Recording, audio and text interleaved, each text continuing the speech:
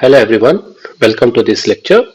So in this lecture we will continue our discussion regarding how to solve uh, recurrence equations, linear recurrence equations, and in this lecture we will focus on how to solve linear non-homogeneous recurrence equations. Okay, so let us first discuss the general form of any linear non-homogeneous recurrence equation of degree k with constant coefficients.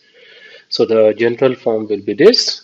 The nth term will depend on previous terms plus some function of it.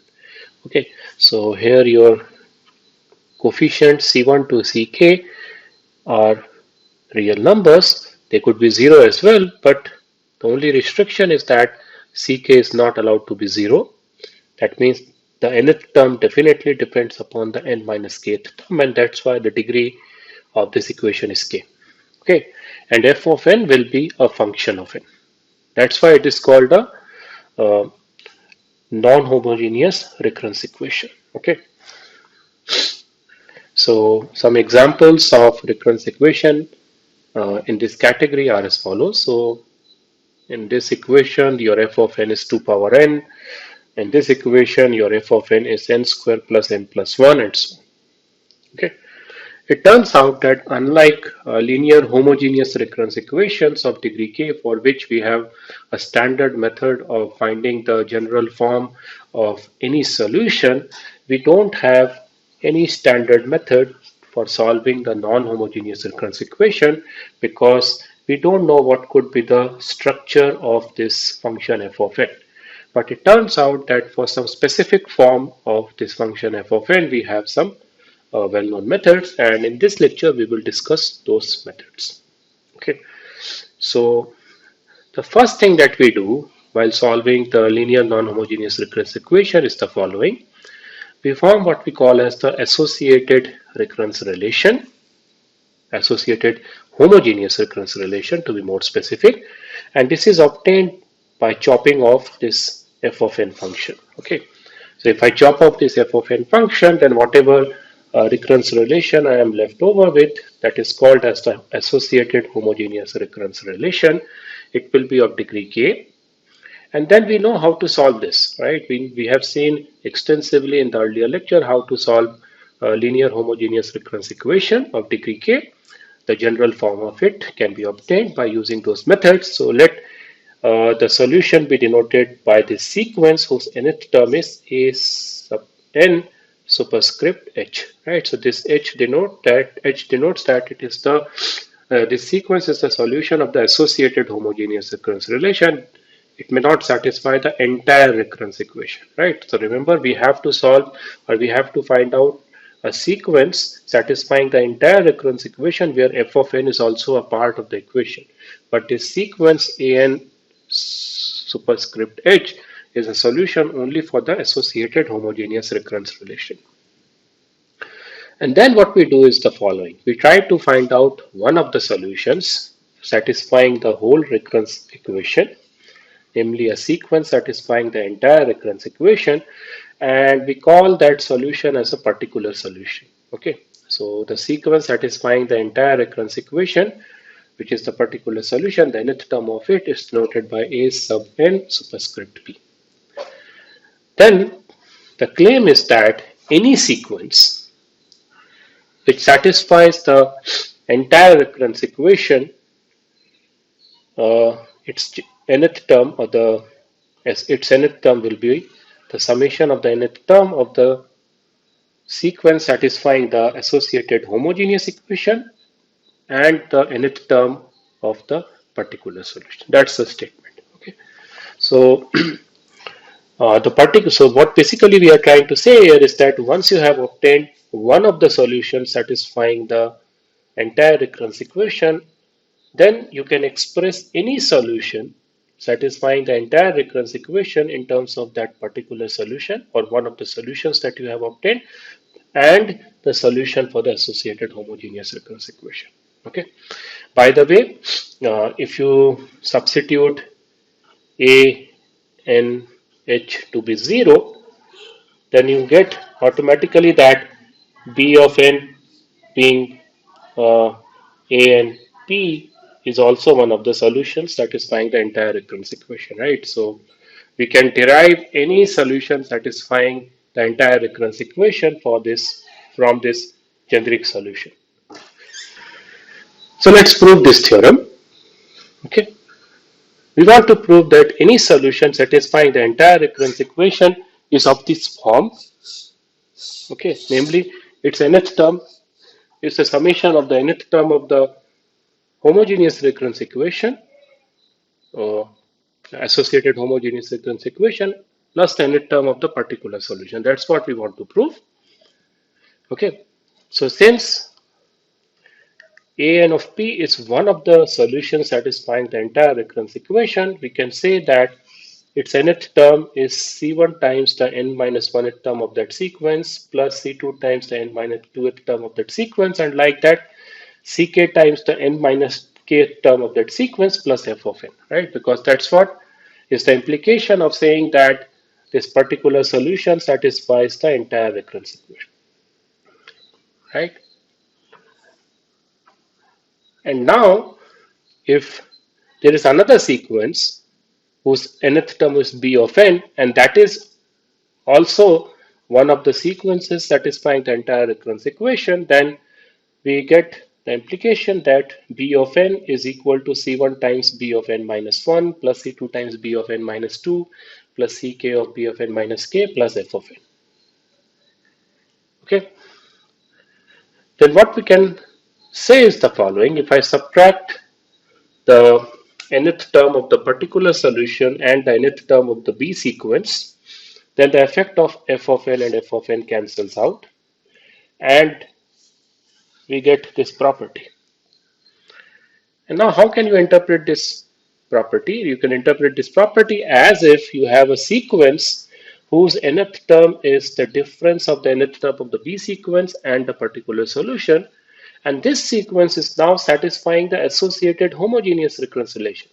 Why so? Because if you take this property here, this property basically says that this b of n minus a n p is equal to c1 times bn minus 1 minus a of n minus 1 p plus up to that, like that, ck times b of n minus k plus minus a of n minus kp.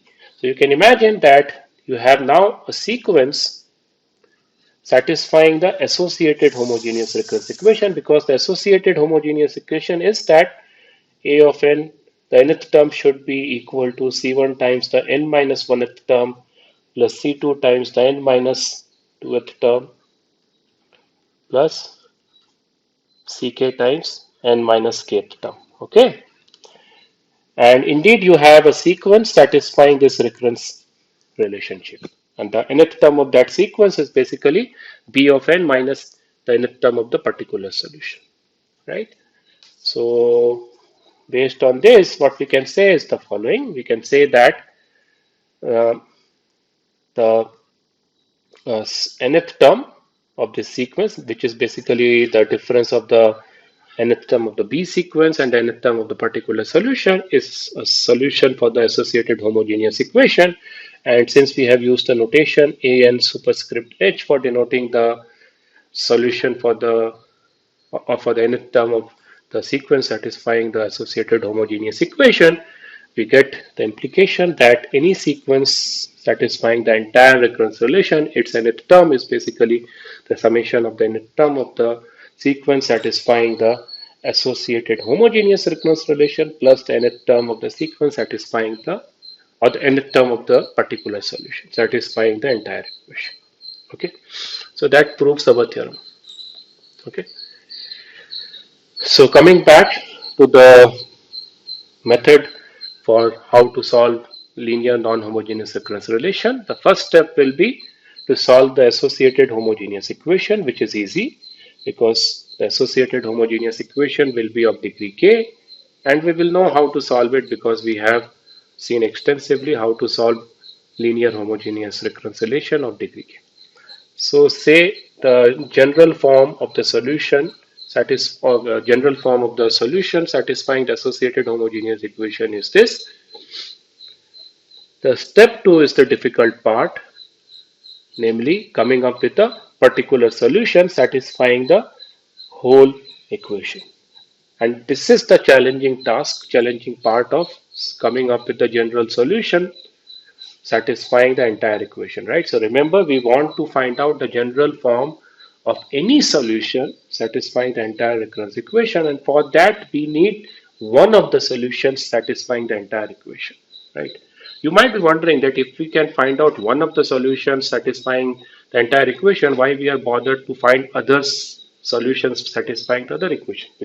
This is because we want to find a general formula which covers all possible solutions, all the sequences satisfying the given recurrence condition.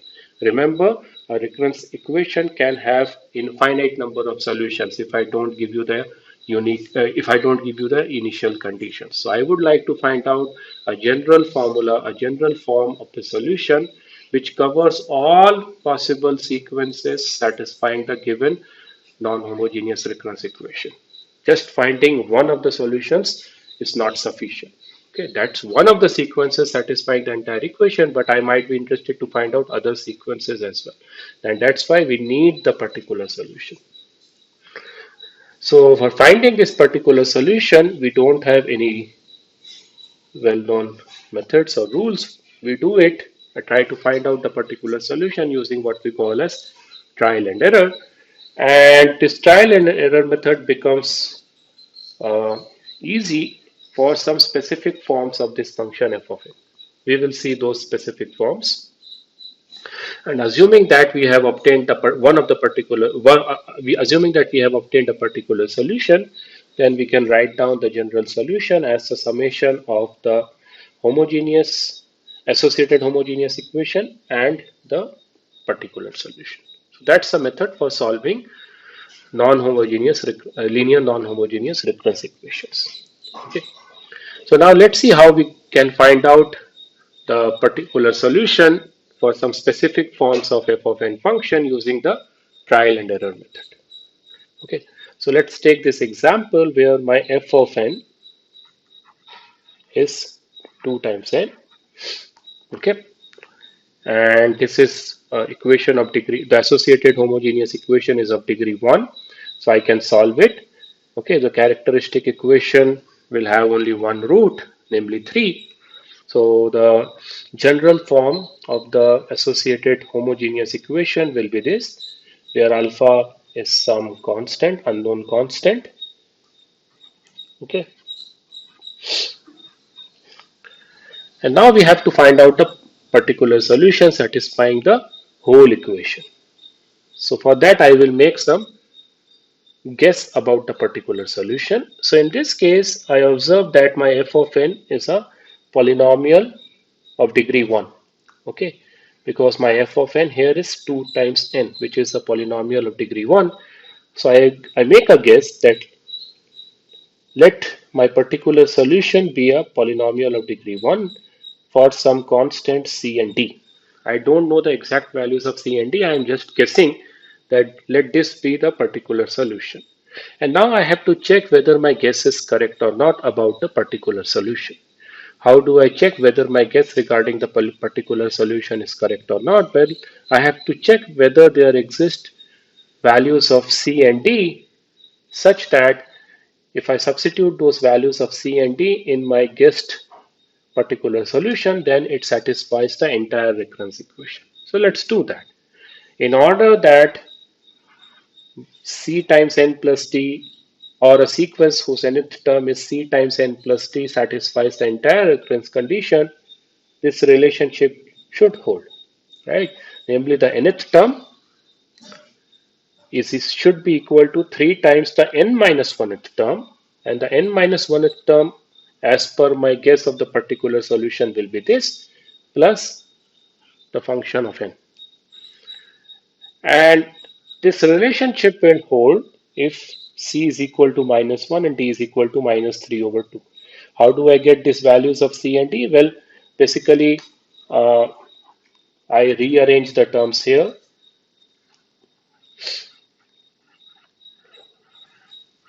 I rearrange the terms here. Okay. and then compare the LHS part and RHS part, and based on the comparison I come up with these values. That means it turns out that if indeed C is equal to -1 and D is equal to -3/2, then I have a particular solution, namely a sequence whose nth term is minus minus n -3/2, and this sequence satisfies the entire recurrence equation. So I am successful in finding the particular solution. Successful in the sense my guess about the particular solution here is correct. And then I will say that my general solution satisfying the entire recurrence equation, namely any solution satisfying the entire recurrence equation, will be of this form. The summation of the nth term of the solution for the it will be the summation of the nth term of the sequence satisfying the associated homogeneous equation, which is some constant times 3 power n, plus the nth term of the particular solution, which I am able to find out using the trial and error method. So this will be the general form of any solution. Now, if you are interested to find out the unique solution satisfying the entire recurrence equation as well as the initial condition, you have to substitute n equal to 1 here. And by substituting n equal to 1 here, you will be able to find out the value of the exact constant alpha satisfying the initial condition as well as the entire equation, homogeneous, entire recurrence condition. Okay. Now let's see another case or another structure of f of n function. Right. So in this case, my f of n function is some constant power n. So the step one will be solving the associated homogeneous equation. So it will be an equation of degree 2. So the characteristic equation will have two roots and the two roots are distinct. So the general form of the solution for the associated homogeneous equation will be some constant times 3 power n plus another constant times 2 power n. Okay. Then my goal will be to find out a particular solution satisfying the entire recurrence equation. So what I do is, in this case, as I said, my f of n is some constant and the constant is 7 power n. I make a guess that let my particular solution be some constant times 7 power n. So alpha 3 is now a constant here. So I am using different constants. I am using alpha 3 here as for the constant to distinguish it from the constants alpha 1 and alpha 2, which are there as part of the solution of the associated homogeneous equation. Okay. Now I have to check whether indeed my guess about the particular solution is correct or not. How do I check that? Well, I have to see whether I can find out the value of alpha 3 such that that value of alpha 3 times 7 power n is a solution for the entire recurrence equation. So I have to check whether there exists a value of alpha 3 such that a sequence whose nth term is alpha 3 times 7 power n satisfies the condition that it is equal to 5 times the n minus 1th term. So the 5 times n minus 1th term for that particular solution or the guessed particular solution will be this minus 6 times the n minus 2th term of the guessed particular solution plus 7 power n. And then again, if I rearrange the terms, I see that, okay, indeed, it's possible to have a value of alpha 3. Namely, if alpha 3 is 49/20, then I can say that a sequence whose nth term is 49/20 times 7 power n satisfies the entire recurrence condition. That means in this case, again, I am able to successfully find out a particular solution. And now the rest of the steps are simple. I will now say that any general solution, or I will say that the general solution of any sequence satisfying the entire recurrence condition will be this. The nth term will be this. Okay. So here the unknowns will be now alpha 1 and alpha 2. If you are given two initial conditions satisfying the, if you are given two initial conditions for the given recurrence equation, then by substituting n equal to 1 and n equal to 2, you can find out the exact values of alpha 1 and alpha 2. But if you are not given the initial conditions, then you will say that any sequence satisfying the entire recurrence condition will be of this form. Okay. Now let's see another example. Here my f of n is 3 power n. So I will first solve the associated homogeneous equation.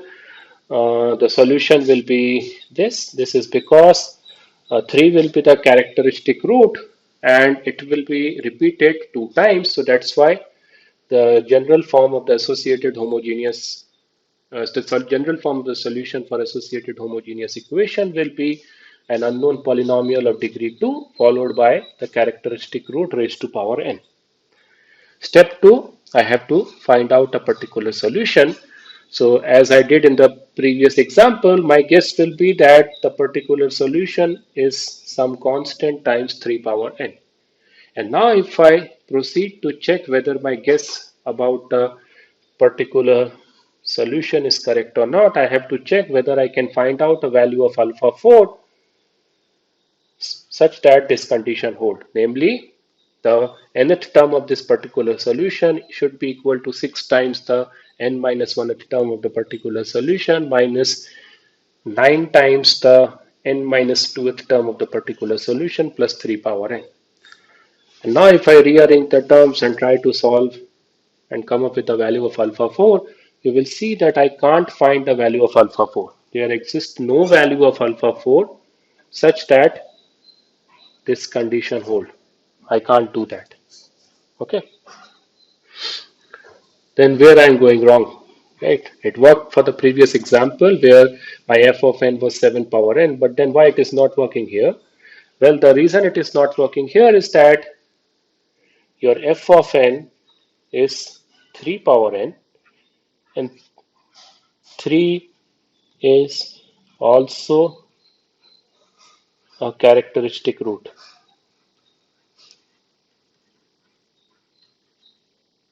Whereas in the previous example, my f of n was 7 power n, but 7 was not a characteristic root. It turns out that if I now make a guess that my particular solution is some constant times n square 3 power n, and then try to check whether this satisfies the recurrence condition or not, namely whether I can find out a value of alpha 4 such that it satisfies the given recurrence condition, I will be able to find out the value of the constant alpha 4. Namely, by rearranging the terms, you will see that alpha 4 being 1 over 2 is a valid solution. Okay, so now let's unify all the examples that we have discussed till now and come up with the general theorem statement. So the claim is the following. Imagine you are given a linear non-homogeneous equation of degree k, and suppose your f of if your f suppose your f of n function is of the following form. It is a polynomial of degree t and some constant power n. Suppose it is of this form. Then we have to check the following. We will check if this constant s is a root of the characteristic equation of the associated homogeneous equation or not, right? So remember, the step 1 for solving the non-homogeneous recurrence equation will be to solve the associated homogeneous equation. And when we try to solve the associated linear homogeneous equation, we will be forming a characteristic equation.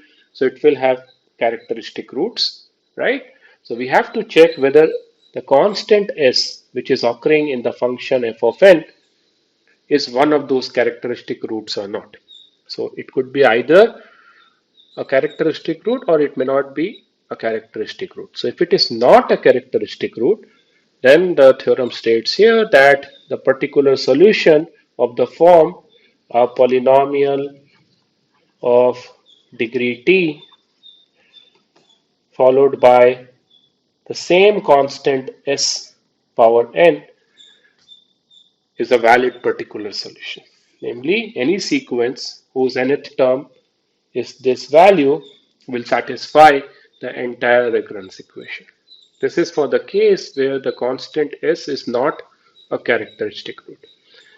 But if it is a characteristic root, then depending upon how many times that root is repeated in the characteristic equation, that suppose if S is a root and that too with multiplicity m, where m is greater than equal to 1, then the general form of the particular solution will be the following. You still have a polynomial of degree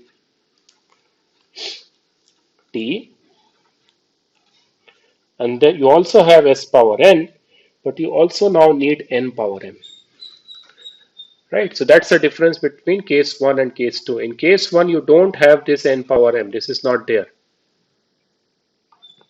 Because in case 1, s was not occurring as a characteristic root. But in case 2, s is occurring as a characteristic root, and that too m number of times. If m is equal to 1, then you will have n power 1. If m is 2, that means s is occurring as a root 2 times, then it will be n square and so on. Right? And we can prove this easily. I'm not going into the exact proof. You can check that easily. So these are the two cases. And now let's see. Let me demonstrate the application of this general form with some specific examples. So suppose I want to find out the nth term of this summation. So this a of n here basically denotes the sum of first n natural numbers, or else basically a of n here denotes the sum of the numbers 1 to n. So it's easy to see that a of n is a sequence, right? Depending upon what's the value of n, you get different values. So we have to find out the formula for the nth term of this sequence, and that too using recurrence equation. So let's first formulate the recurrence equation. It is easy to see that a of n is nothing but the summation of the n minus 1th term of the sequence plus n. Okay, because your a of n is 1 plus 2 plus n minus 1 plus n. Now the summation 1 to n minus 1 is nothing but a of n minus 1, and the plus n is carried over. Okay, so now this is a linear non-homogeneous recurrence equation of degree 1. So let us solve it. So we will first solve the characteristic equation, which will be of degree 1. It will have only one root, and in this case the root is 1. Okay, and its multiplicity is 1. So that's why the general form of the solution for the associated homogeneous equation will be some constant times 1 power n. And now we have to come up with a particular solution, right? So what is the function f of n here? You might be saying that f of n is n, but that's not the case. You have to be very careful here.